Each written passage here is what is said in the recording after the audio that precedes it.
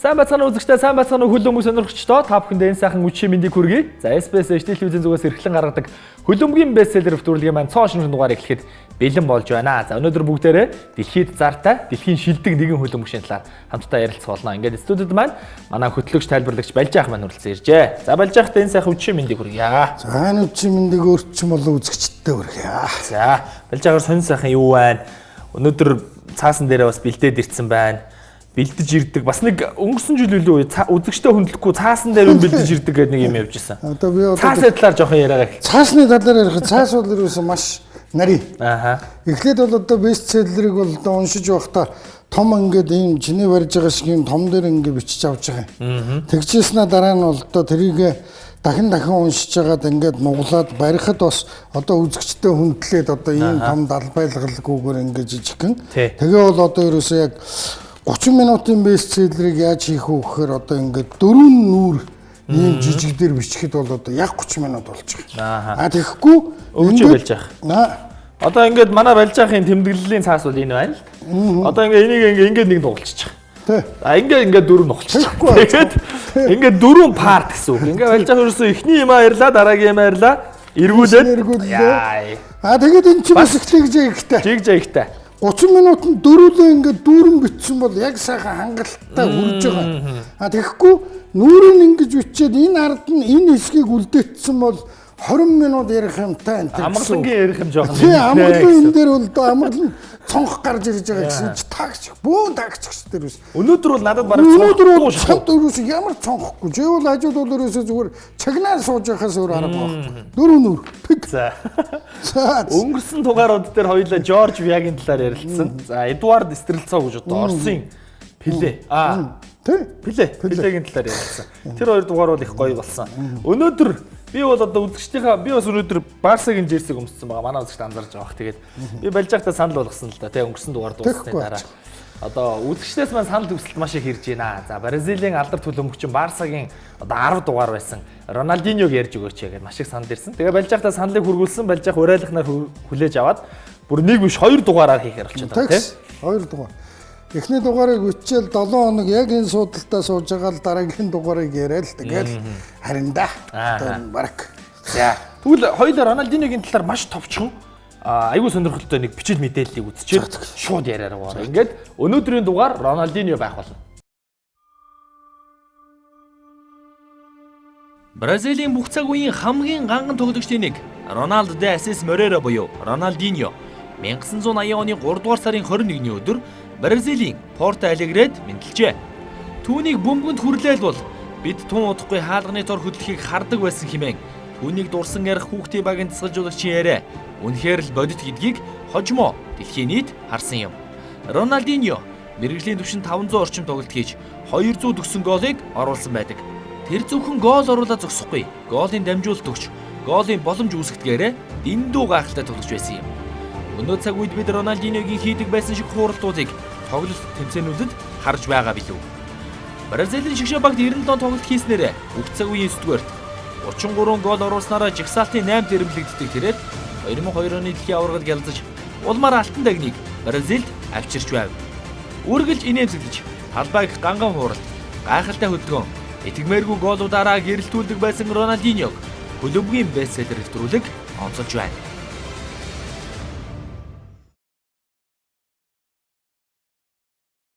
Хөлбөмбөгийн бестселлер нэвтрүүлэг маань үргэлжилж байна. За манай нэвтрүүлэгтээ үргэлж хамт байдаг үзэгчдэд маш их баярлалаа. За ингээд бүгдээрээ нэвтрүүлэг рүүгээ Балжаахын хамтдаа яриараар хамтдаа шимтий гэж бодож байна. Роналдо де Асис Морейра гэж тамирчны талаар, Роналдиньогийн талаар өнөөдөр ярина. За ер нь ямар сэдвүүдийг сөхөж аваа. Мэдээж бага нас байгаа.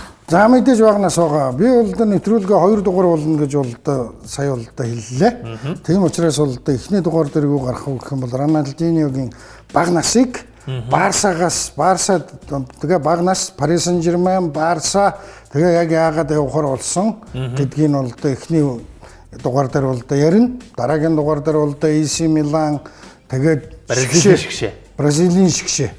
Хоёр дугаар багтах нь уу? Ер нь одоо тэгэл ер нь багтаа. Ам нөхдөсөл. Ам мөлтөслөл явах Тийм. юм. За шууд яриа. За шууд. За ингээд өөртөө ойлгомжтой байх үүднээс бол одоо та бүхэн мэдж байгаа 1980 онд бол одоо төрсөн гэдгийг бол одоо ингээд бичиж авсан. Ээж нь бол одоо худалдагч, аав нь бол одоо хоёр ажил давхар хийдэг байсан. Нэг нь бол одоо олон түмэнд айгүй сонирхолтой байх үүднээс Бразилийн алдарт Гремио гэдэг багийн авт зогсоолын жижигрээр манайчаар бол одоо харуулаар ажилдаг байсан. Аав нь бол.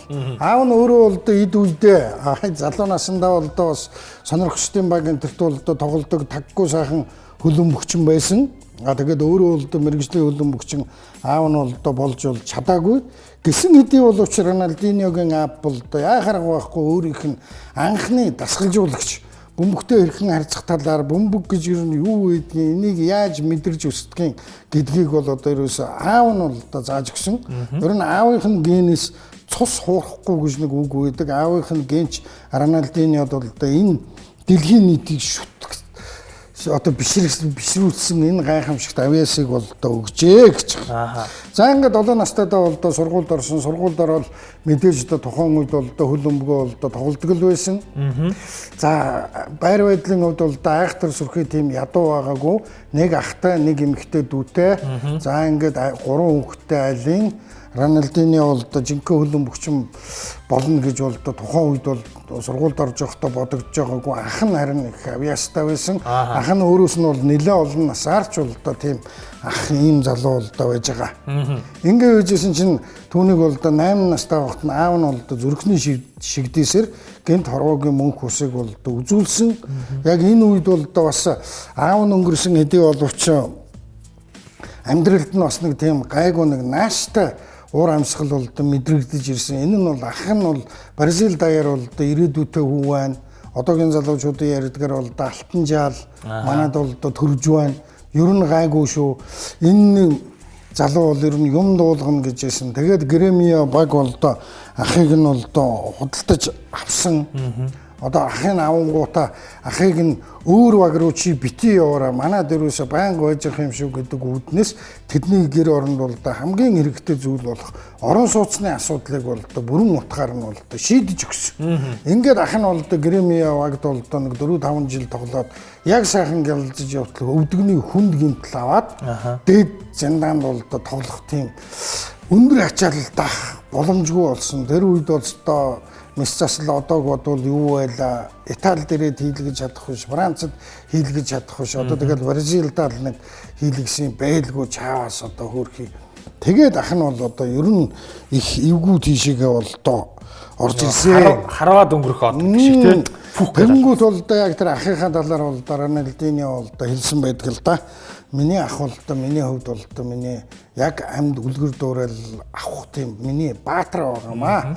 Одоо яг ингээд өдний өсвөр наснд бол одоо эцгийн үүргийг гүйцэтгэж байна. Ахын үүргийг гүйцэтгэж байна.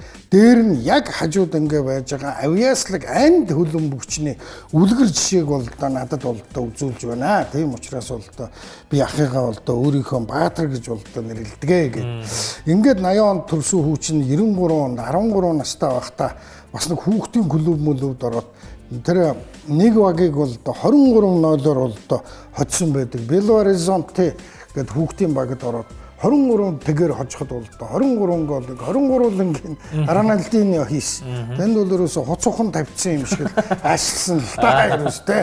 Зүгээр мөргөөл ерөөсө зүгээр бусдын бол байхгүй болгоол. Тэгээд тэнд бол дуусгасан.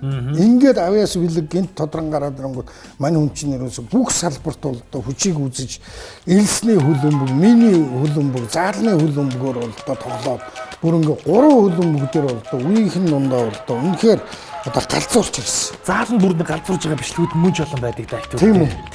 Ерөөсөө тэрний бас үзээд таны яриан дээр дэвсээд үзэж байгаа гэж найдаж байна.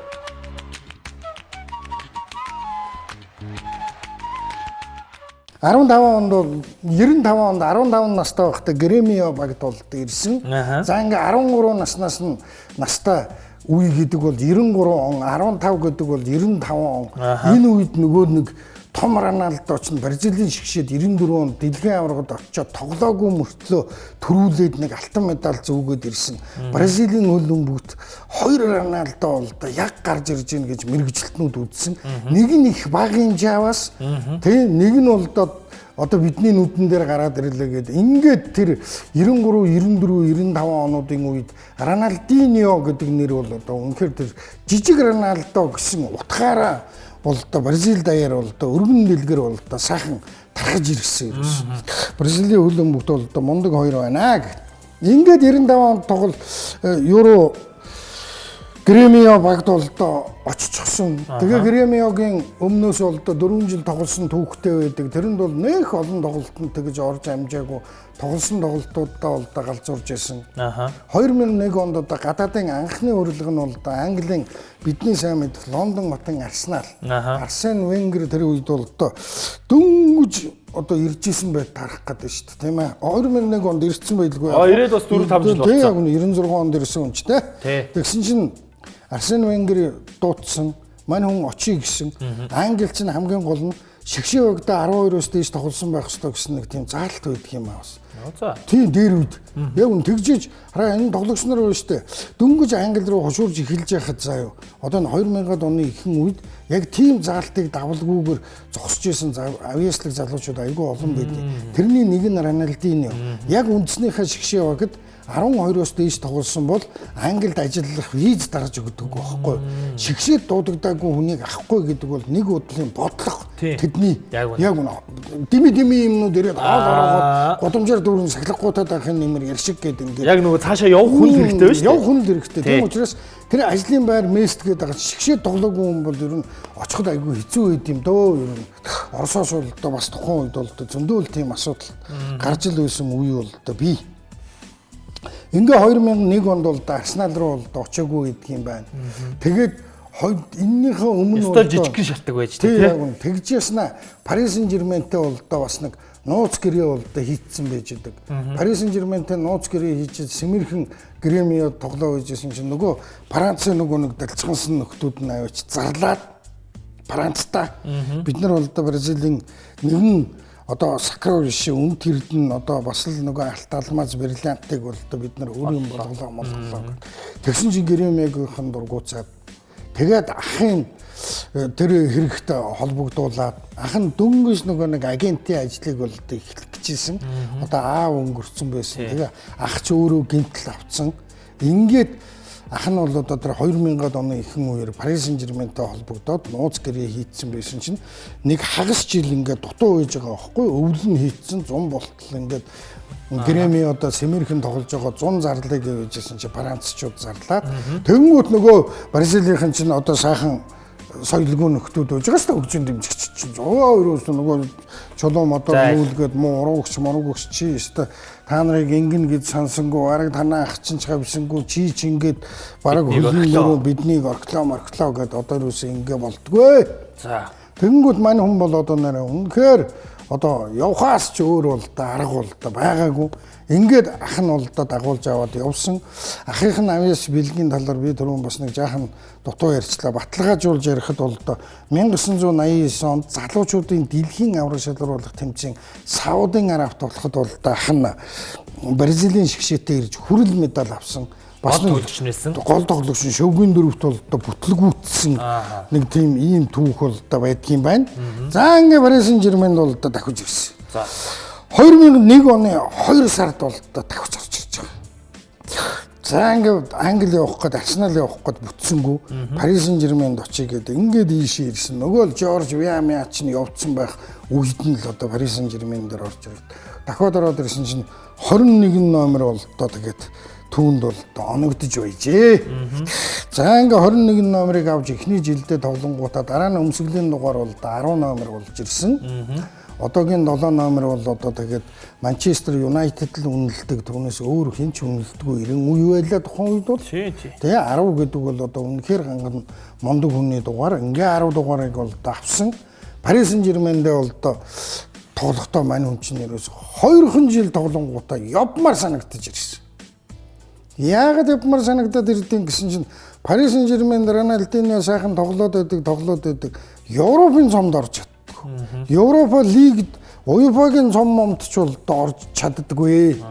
Ингээд явмаар санагдаад ингээ үйжсэн чинь Барсагийн эзэн Хуан Лапорта гэдэг нөхөр Бекхэмтэй хөөцөлдөө дуучжээ. Бекхэмтэй хагас жил хөөцөлдөжсэн чинь нөгөөдхөө Реал алцдаггүй шүү дээ. Тэнгүүд нөгөө Лапорта чи эднэр чинь нэг тэгдэг шүү дээ. Нэгний хонос өөж байгаа бүтгэн онгууд дороо ирэнгүүтээ нөгөөдхийг намнах гэдэг хүчдэг. Тэгсэн чинь онилсан байна бол да Роналдиньо болж бол да таарсан. Ингэнгүүтээ мань хүн бол да Роналдиньо руу даквад очсон чинь ер нь тэгээд тохироо хийгдээд болоодхож гин 32 сая еврогоор гэж миний уншсан дээр бол та байж байгаа. Тий. 32 сая еврогоор бол да Роналдиньог бол да худалдаад авлаа. Роналдиньог бол да Барса худалдаж авангуудаа 2004 онд дэлхийн шилдэг Европын шилдэг хөлбөмбөгчийн шалгаруулахад Шевченко нэгд ороод хоёрт нь Портогийн Деку хоёрт ороод Роналдиньо гуравт орчиж гин гэж шүү. 2005 онд болоод тгсэн чинь Барсаг Ла Лигт нь төрүүлгэж өгөөд тэгэнгүүтээ нэгд нь авраг өөрөө ороод 2005 онд Англид төрүүлсэн Челсигийн Лампард хоёрт ороод авжээ. За ингээд Барсад ирээд бол ажил явдал бол нэр үнэхээр сайхан бол эхэлж байгаа юм л да. 2005-аас 6 онд Бернабеуд 2 гол бол оруулаад Реалыг хожоод Сантьяго Бернабеуд Эл Класико дээр 2 гол оруулаад Реалыг хожоод сэлгээд суухад Бернабеугийн хөгжин дэмжигчид нэгэн сайхан алга ташлалт бол явуулж исэн гэж. Хизээш тэгэж Барсагийн мундаг тоглосон хүн рүү бол тэгэж алга ташдагчгүй өөр хүн ташдагчгүй Бернабеу Роналдиньод бол алга ташиж исэн. Сантьяго Бернабеуг суудлаас нь усгана гэдэг бол эддээ мөн том юм шүү дээ. Ингээд 2006 онд бол аваргуудын лигэд төрүүлгэж өгөөд одоо ингэж итл бас одоо тэр нэг тэгэл бас нэг хэцүү асуудлууд нь бол араас нь гарч ирж байгаа юм л. Тэр нэг хэцүү асуудал гэдэг нь бол одоо үнэхээр би бол энэ дээр бол одоо өөрийн гаргалгаагаа хийгээд энэ дугаарыг бол одоо нэг тийм хансан од өнтер гэсэн нэргүүл ерөн зохилтой болов гэж. За. Ерөөсө ханс мань хүн. 2002 онд бол дэлхийн аваргад төрүүлчихсэн. 2006 онд аваргуудын лигэд төрүүлсэн. Тийм ээ. Оны шилдэг дэлхийн Европын дэлхийд бол 2 болоод Европод бол 1 болсон гэж байгаа ш. Оны шилдэг 4-5 онд дараалан тууж өгвөл ерөөс тийм ээ. Тэр чинь нөгөө нэг Франц футболоор шалгаруулдаг болон дээр орчин тусдаа байсан шүү дээ. Тусдаа байсан. Тэгээд ингээ ерөөсө ханж эхэлж гинэ. Ерөөсө тэгээд болж өгдөггүй.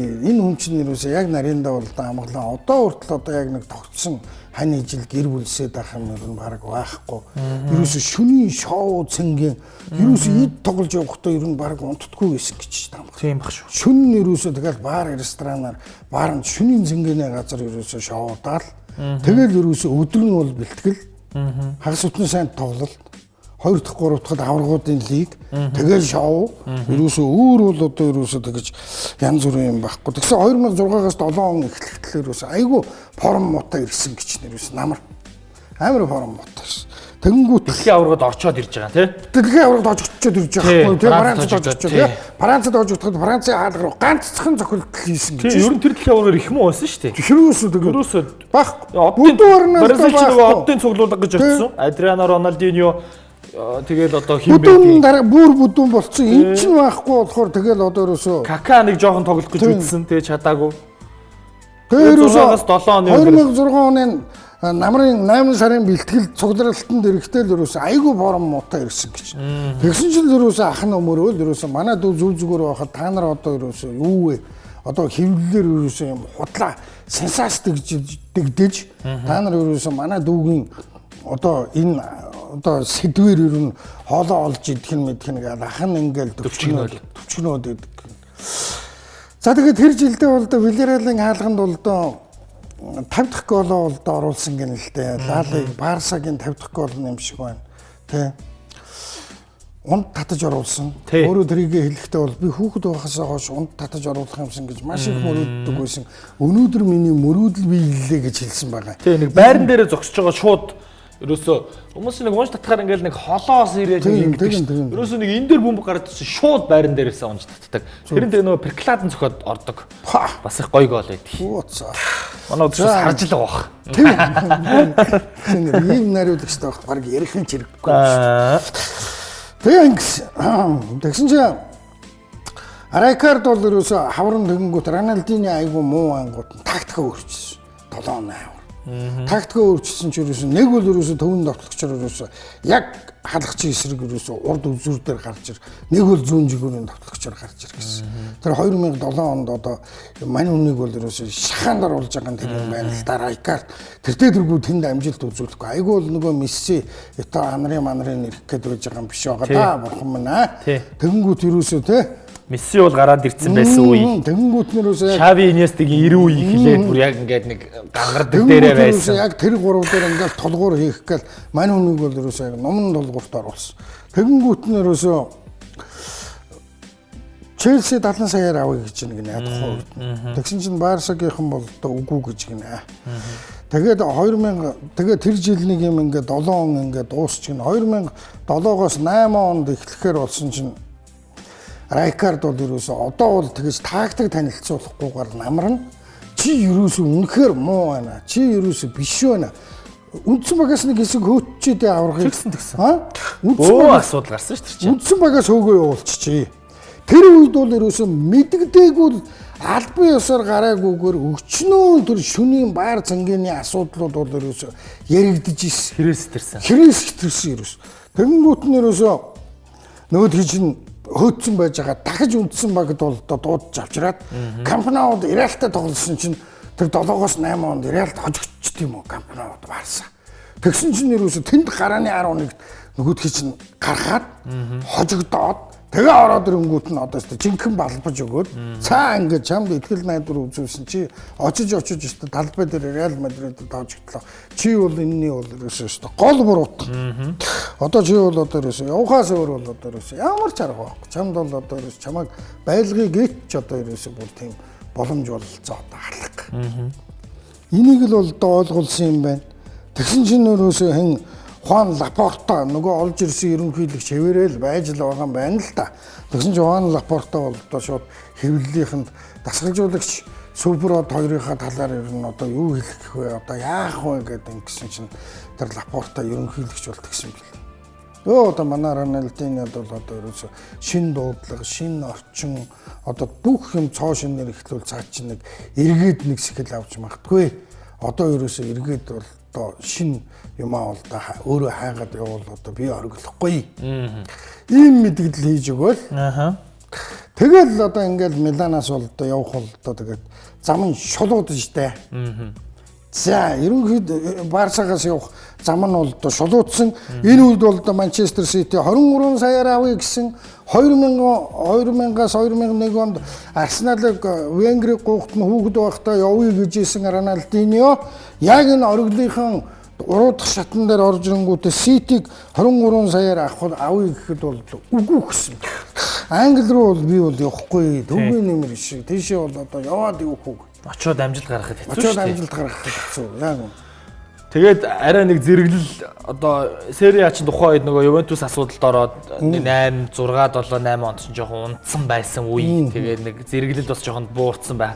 Тэнгүүд нэг 2 дугаар зэрэглэлийн лигт те. Тэгээд ч Милан ч одоо бас загварын хот шоу зингээнийх уурхай. Тэгэнгүүт бас за тэгээд одоо Миланд очиж сайхан одоо италичуудтай сайхан шоу дийгээд тэгээд ерөөхдөө Миланд очиод нөгөө 80 дугаартай тий. Тэр чинь нөгөө нэг төрсөн оноороо тэр хэд чинь нэг баахан дугаар авч байгаа шүү дээ. Үгүй тэр чинь яваад очиод 10 дугаарыг авна гэж үзсэн чинь энийг бол яг дараагийн ихтер ярил л да. 10 дугаарыг авъя гэсэн Зедор Фурдаас нь гонжин жоголоны бас гэхгүй юу. 10 дугаар зүтсэн.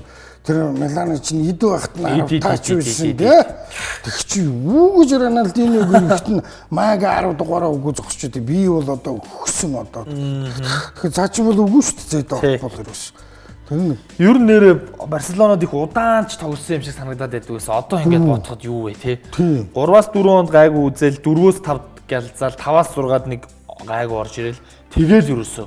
Ер нь 4-өөс 5. Ерөөсөө 5 бол таарад байна. 5 бол таа. 5-аас 6-ад яг тэр аврагын лиг финал давчихад бол финал руу нэг зүтгүүлэхэд бол явсан. А финал дээр бол яг бол нэг бас нэг бас нэг бүр нэг салгиус үгүй шүү дээ. Хоёр голын нөгөө Билети хин хоёр Ларс хоёр оруулцдаг тий. Тэгэхээр чи бас нэг тий. Тэгээд 6 оны дэлхийн аваргад очиж мяарад. Тэгээд 7-8 гээ. Тэгээд 8 онд Райкард ч халагдсан, Роналдиньо ч явсан, Пеп ч ирж байгаа. Тэгээд нөгөө 8-9 оны үлрэл чинь нөгөө Барса 7 цом авдаг үлрэл. Роналдиньо тэнд байгаагүй. Тэгэхээр л бас нэг ингээл нэг Тэгэхээр бас нэг өмөрж нэг хэлэх бас нэг юм байна л. За. Тэгээ ингээ энийг ингээ бүгдийг нь уншаад ингээ судлаад ингээ түүгүүд бичиж яхад байна шүү дээ тийм. Ийм юм бил. Ерөөсөө реалтлаг олддог. Нөгөө саяхан нэг хэдэн 2-3-7 хоногийн өмнө байлуу 2-7 хоногийн өмнө байлуу ганцхан бөмбөгөөр анх хоёр мөнх хөлөг хоёр тайлбарлагч ороход тэр хоёрын нэгэнд гисэн шүү дээ. Том тоглогч том тоглолтын дээр ялцсан юм аа гэхэд нэг тэр хоёр одоо тэгээ нэг яриадсан. Тий. Яаж явж байгаа тэгээ тэрийг одоо юу ч бодож байгаад ярьцсан. Одоо дөрөн ч яхаа тэгсэн. Яг тэрийг бол баталж байгаа. Аа. Тэг ер нь нэг ингээд Миланд очоод Ювентус хийдэг, Интерт хийдэг шүү дээ. Ядаргаатай. Тий. Ерөөсө Барсад байхдаа Реал хийдэг. Ерөөсө ингээд тэр Бернабеуд хийсэн 2 гол бол амар шүү тий. мэдхгүй. Тэр зооноос авч яваад бүгдийг нугдаалгаад тэгээ хийгээд тэр celebration интер ч гэсэн үнэхээр ганган. Тэгээ тэр Paris Saint-Germain байхад Францаар Л гэдгүй юм байна. Францаар бол Ле Классико гэдэг юм байна. Ле Классико нь Paris Saint-Germain Марсель хоёрыг Ле Классико гэдэг. Бас тэнд ерөөсө Классико гэсэн юм харагдвал очиод хийдэг ерөөсө. Хайлттай ч анаа бол аргагүй дэлхийн шилдэг азар дармын нэр үнэхээр одоо юу. Тэгээд бас нэг энэ карьерийн үзүүлэлтүүдээс харж байгаад энэ Гремиодо буцаж очиогүйг нь би гайхаад байсан. Гремиотогоос нөгөө явахтаа тийм асуудалтай байсан болохоор ерөөсөө Фламенгод очоод Атлетико Минерод очоод Куэретаро гэдэгт очоод тэгээд сүүл Флуменсе багт очиж тэгэл карьер нь дуусчаа. Би одоо Гремиодо очсон болов уу гэдээ харж ирсэн. Нэрээгүй юм байна. Тэгээд явсан шалтгаан нь тийм бас нэг жоохон баартай болохоор тийм асуудал гарч ирсэн. За энэ төрөд өндөрлөх үү. Тэгээ ерөөсөө цаадах чи одоо бол тэгэл өнөөдөр ингээл манай үзэгчид гайхаж байгаа одоо юу хийж байгаа бол яаж байгаа бол цаад чинь бол одоо ерөөсөө нэг багийн нэг өмнөөс нэг тоглолтод ороход нэг 500 мянгаыг авдаг юм байна. Одоо тэр нь энтхэг мэнтхэг энэ юу муугаар яваад ингээл нэг жижиг хэмжээнд ороход доотлын шин 500 мянган доллар. Тэгэхээр манайхаар бол нэг тэрбум гаруй тийм үү. Тэгээд тэрийг авчаал тэгэл дараа нь зүгээр ингээл далбан гол зогсож явахад өрсөлдөгч багийнхан нөхдүүд бүгдийн сайхан шалтлал тайлаа аваа явцдаг. Бүлэг дурсгал болгоод пүү зоомс өөрөө болдоо ингээл зогсож явах юм байна л да одоо. Тэгээд одоо ингээ өндөрлөө одоо би эндээ байж байгаа дараагийнхаа 2 дахь дугаарыг одоо үргэлжлүүлээ яриг одоо. За ингээд өнөөдрийн дугаарт хамт үзсэн бүх үзэгчдэд маш их баярлалаа. Баасан гараг бүр хөл өмгийн байсал нэвтрүүлэг 20 цаг 30 минутаас SBS хөл өмгс угаар та бүхэнд хүрж байгаа. Бүгдээрээ дараа 7 хоногийн баасан гарагт Роналдиньогийн одоо нөхцөл байдлыг бас үргэлжлүүлэн хамтдаа ярилцах. Ингээд дараагийн дугаараар уулзъя. Баяртай үзэгчдээ.